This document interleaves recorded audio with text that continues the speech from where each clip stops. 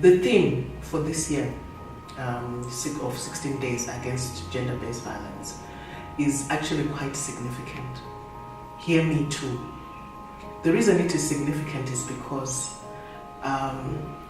we should really just change the culture when we silence victims or survivors of gender-based violence. We stigmatize them. We don't give them an opportunity to fully express themselves. In fact, a lot of the time the focus is actually more on the perpetrator than it is on the victim.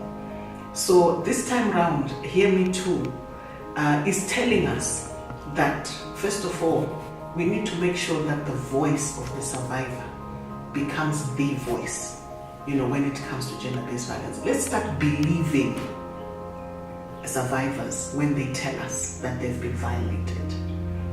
Change the culture. 2, we need to address the issue of impunity.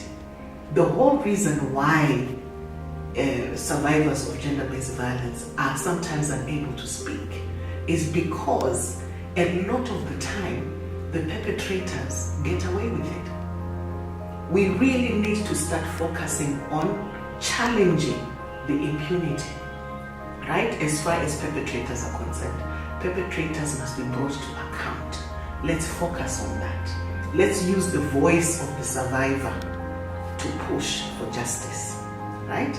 We need to bring the survivor to the very center of the process of challenging impunity, right? Making sure that law enforcement officers are doing their job, they are listening carefully to what survivors are saying, and they are taking the necessary action. So the message this year is, let's be alert, let's encourage survivors of gender-based violence to speak out. Let's create an enabling environment that allows survivors to speak out. And let's create also an enabling environment that ensures that justice is delivered. Because in most instances, the reason survivors choose sometimes not to open their mouths and say anything is because they know nothing will happen anyway.